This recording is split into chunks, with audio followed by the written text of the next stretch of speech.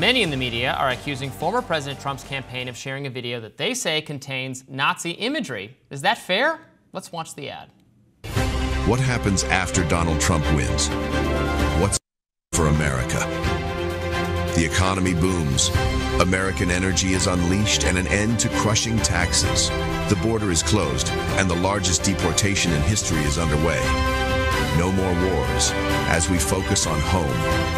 Law and order is restored. The American dream is back, and the best is yet to come. Make America great again. Now, in case you missed it, blurred text appears beneath the newspaper headline that reads, quote, "Industrial strength significantly increased, driven by the creation of a unified Reich." Here was how the video was described on ABC. Former President Donald Trump sparking backlash this morning after a video posted to his social media account seemingly suggests there will be a unified Reich if he wins the 2024 election. Donald Trump wins. What's next for America? Those words are largely associated with Nazi Germany and Adolf Hitler's Third Reich, another name for his Nazi regime. The 30-second video features hypothetical newspaper articles of Trump celebrating a victory in November. That phrase appearing 3 times, including under the headline, "What's next for America?" It includes references to World War I, citing German industrial strength and peace through strength. Another headline suggesting Trump would reject globalists, a phrase often used by the far right as an anti-Semitic slur. Now, the video was widely criticized online, including by the Biden campaign, who wrote on X, quote, "Trump posts a new ad foreshadowing a second Trump term that says he will create a unified Reich, echoing Nazi Germany." They also released a statement saying, quote, "He is telling America exactly what he intends to do if he regains power, rule as a dictator over a unified Reich." A Trump campaign spokesperson responded to the criticism saying, quote, "This was not a campaign video. It was created by a random account online and reposted by a staffer who clearly did not see the word while the president was in court." Now, the post was deleted Tuesday morning, and some accounts on X have since pointed out some interesting details, including that the person who made the video had downloaded a pre-made World War I newspaper headline template. The Biden campaign wasn't satisfied with the Trump campaign's explanation and responded on X, saying this morning with a clip of Trump writing, quote, "Trump's press secretary claims Trump's ad calling for a unified Reich was posted by a random unknown staffer. Here is Trump saying that only he and his top right-hand man, Dan Scavino, have access to posts on his social media accounts." Okay, I think this is a huge nothing burger. Tell me why. Look, this is, first of all, yes, this was some random person. The ad is using like a newspaper template that anyone could have access to. It's not like, that's not the point of the newspaper. It's not like Trump pointing to the unified Reich and saying that that's what we're going to create. And actually, the newspaper template, if the information I'm seeing is accurate, it's a World War I headline. Reich actually means just like empire in German. The First Reich is the Holy Roman Empire. The Second Reich is the German state under Kaiser Wilhelm. The Third Reich is the really bad one, is the Hitlers and Nazi, etc. So this isn't even referencing that same right. Like, that's just saying, like, what the headline is referencing is, you know, the German military coming together, not even in the Nazi conflict, in the kind of like World War I Intifada conflict. meaning uprising. Sure, there you go. There you go. Well, look, and maybe it was a bad idea, like it is in those cases, to use it, but it wasn't like used intentionally. It's just in the newspaper they used as their newspaper background. Now, like, this is not a big, I just don't think this is a big deal. Liberals and Democrats and media people are losing it over this. Am I wrong about that? Social media is like, haha, we've finally done the Pepe Silvio, It's Always Sunny in Philadelphia meme, where we've done all the connections and we've proved Trump is a Nazi Hitler fanatic, and that's what we set out to do. Yeah, I think the reaction is pretty big, and that's why Trump ultimately chose to delete this ad. You're also seeing these kind of layers of distancing, saying, well, it was an unknown staffer who posted it, even though, you know, per the quote you just read, Trump has previously said that only his, you know, right-hand man has and himself have access to these social media accounts. I think they went to that defense too quickly. They could have gone to the defense of, actually, it's fine because it's not referencing that and it's stupid. Right, and I do think the kind of pro forma template argument that this is based. They're trying to get an old-timey newspaper look. They used newspapers from World War I. It uses the word Reich, but not in the context of the Third Reich, which is the one that we're really concerned about.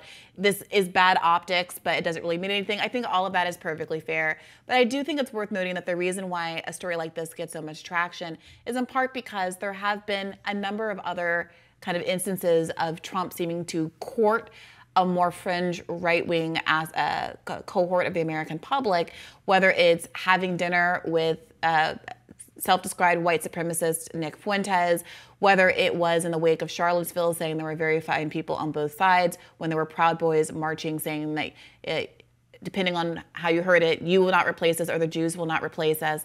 I mean, there is a reason why stories like this stick to Donald Trump and have legs in a way they wouldn't to some random other Republican or some random Democrat if they were to make a similar kind of mistake. Sure.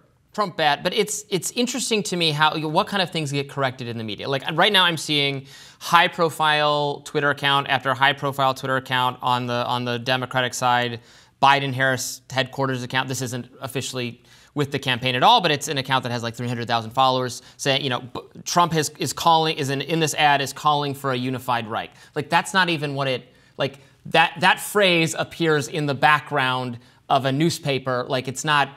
That's just not true. That's not what the ad says. It's not. That's not the headline that pops up with Trump saying that's what I'm going to do.